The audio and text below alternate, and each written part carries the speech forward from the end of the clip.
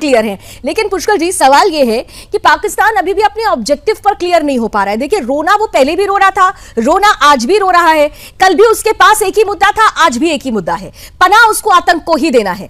आप पूरे के पूरे अगर शहबाज शरीफ के स्टेटमेंट को आप सुने तो कहीं पर भी उन्होंने ये जिक्र नहीं किया कि आखिर भारत ने ये एक्शन किया तो क्यों किया। उस एक्शन के पीछे जो वो बात तो कर रहे हैं, गाजा से वो कंपेयर कर देते हैं और फिर पानी को हथियार बताते हैं, लेकिन ये नहीं बताते हैं दुनिया को कि भारत ने ये स्टेप आखिर लिया क्यों है। ये बताता है पाकिस्तान कि किस तरीके से अपने ऑब्जेक्टिव्स को छुपाने की कोशिश कर रहा है। हालांकि हमने तो उसके ऑब्जेक्टिव क्लियर कर दिए कि उसको तो सिर्फ आतंक को ही पालना है। पुष्कर जी। जी बिल्कुल लावनी जी, देखिए पाकिस्तान एक फेल्ड स्टेट ही नहीं है, ब्यूरोक्रेसी में भी फेल है। ब्यूरोक्रेसी का एक साधारण सा नियम होता है कि संजीव सर भी इस बात को एग्री करेंगे कि कम बोलो और सोच समझ के बोलो। इनके बयानों से ही इनकी पूरी अंदर की कलई खुल जाती है।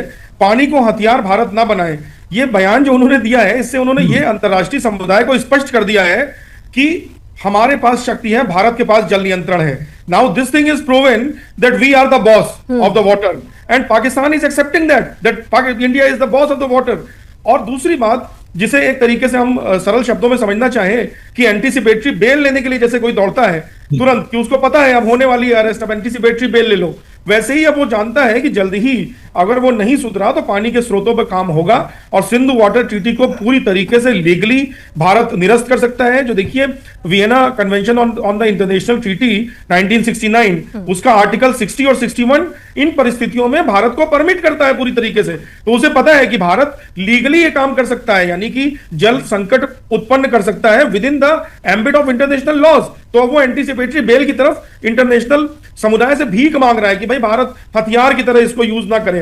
तो देखिए ये तो पाकिस्तान का एक भिखारी जो स्टेट है पाकिस्तान, इनका ये नेचर है ही है। और इन्होंने जो ये बयान दिए हैं, प्लस राजनाथ जी के आप बयान और मोदी जी के बयान अगर आप पिछले सिर्फ 3 दिन के सुन लीजिए तो आपको समझ में आ जाएगा कि जिसे कहते हैं हमारे यूपी में कहते हैं कि मार कम रहे घसीट ज्यादा रहे। तो हमारे मतलब एक तरीके से समझ लीजिए मजा ले रहे हैं। अभी कानपुर गए थे योगी जी, तो कानपुर की भाषा में ही मैं बोलना चाहूंगा कि वो चिकाई ले रहे हैं, मजा ले रहे हैं। अब हमारे नेता, हमारी लीडरशिप जो है वो पाकिस्तान से खिलौने की तरह खेल रही है। और अंतरराष्ट्रीय वर्ल्ड विदेश नीति में ये चीजें सिग्नलिंग, जेस्चरिंग, शब्दों का चयन ये देखा जा रहा है। अभी मोदी जी ने कानपुर में जो भाषण दिया उसमें उन्होंने कुछ यूपी के शब्दों का चयन किया और उससे पता चल रहा है कि मतलब तुम हमारे लिए आप खिलौने सरीखे हो गए हो। Because diplomatically, morally, ethically, militarily हर तरीके से we are the boss now. तो ये बहुत बड़ी सिग्नलिंग है और पाकिस्तान हड़बड़ाहट में जितना ज्यादा बोलेगा उतना ज्यादा अपने आप को, अपने रियल नेचर को एक्सपोज करेगा। बिल्कुल कि पाकिस्तान कहां स्टैंड करता है।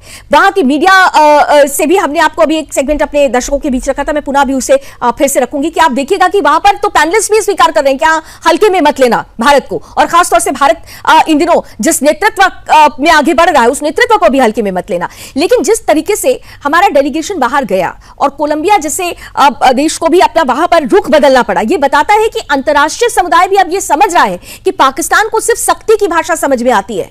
जब जब हम पाकिस्तान के साथ उसको हमने एक स्पेस दिया है कि अब सुधर जाएगा, अब सुधर जाएगा, पाकिस्तान संभला नहीं, वो सिर्फ सख्ती की भाषा समझता है। पुष्कर जी। बिल्कुल बिल्कुल लावनी जी, जैसे हम लोगों ने पहले की चर्चाओं में भी डिस्कस किया, जब ये आक्रमण एक दूसरे पे चल रहे थे भारत पाकिस्तान के, उस समय ही हमने देखा था कि अंतरराष्ट्रीय समुदाय का रुझान भारत की तरफ था, क्योंकि भारत के पास डिप्लोमेटिकली बहुत अच्छी स्ट्रेटजी है। और हमने इनफ प्रूफ दे दिए हैं। जो हमारे डेलीगेशंस जा रहे हैं, ये कुछ बातें तो मीडिया में आ रही है बाहर, लेकिन मैक्सिमम जो क्रक्स ऑफ द मैटर है वो तो कॉन्फिडेंशियल है, जो कि वहां के उच्चाधिकारियों को, उन कंट्रीज की लीडरशिप को दिखाया जा रहा है, बताया जा रहा है, जो सबूत दिखाए जा रहे हैं। और उसके बाद मतलब मुझे लगता है entire world is of the opinion that Pakistan is a terrorist country. ये एक टेररिस्ट कंट्री है पाकिस्तान। और देखिए जैसे कि हमने देखा कि आज पूरी तरीके से सोशल मीडिया के जरिए, इंटरनेट के जरिए पूरी दुनिया जुड़ी हुई है।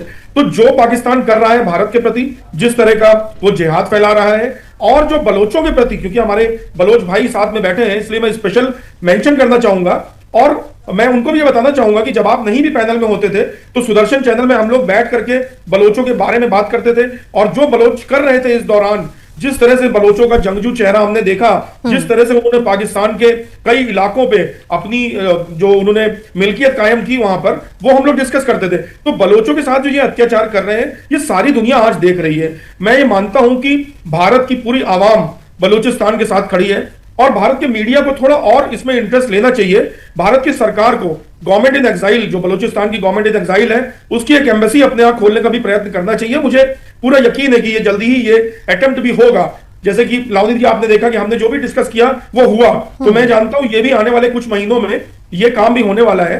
और मुझे लगता है कि जो जितना अत्याचार बलोचों के प्रति पाकिस्तान ने किया है, वो सारे कुकर्म पापकर्म उनके आ रहे हैं। और 2028 में जब बलूचिस्तान की मिट्टी से सोना निकालने वाली रेकोडिक जो खदान है वो जब प्रोडक्शन शुरू करेगी, तो मुझे लगता है उस प्रोडक्शन का जो 6-7 लाख करोड़ रुपए जो आएंगे वो बलोचों के हिस्से में आएंगे, आजाद बलूचिस्तान के हिस्से में आएंगे। और शायद मैं और जनरल माथुर सर वहां बैठ करके उस आजाद बलूचिस्तान के फ्लैग को सल्यूट भी कर रहे होंगे। तो भारत पूरी तरह से साथ है। कोई भी आतंकवाद से ग्रसित, इनके जिहाद से ग्रसित कोई भी कम्युनिटी, हम उनके साथ है। और बलोच तो हमारे भाई हैं, यानी बलोचों से हमारा रिश्ता कोई आज का नहीं है। तो हम ये मान के चले कि ये जो लास्ट ब्लो थी पाकिस्तान के अस्तित्व पे, वो वाला फेज चल रहा है, ये लास्ट ब्लो का फेज चल रहा है। अगर पाकिस्तान नहीं सुधरा, नहीं संभला, तो हम बहुत जल्दी ही हम देखेंगे कि पाकिस्तान हिस्ट्री में पढ़ाया जाएगा कि इस नाम का एक देश हुआ करता था जो 70-80 साल एग्जिस्ट किया। आप बात जब इस तरीके की आती है तो निश्चित रूप से जो रगों का खून होता है वो और तेजी के साथ दौड़ने लगता है, वो जोश बहुत ज्यादा हो जाता है।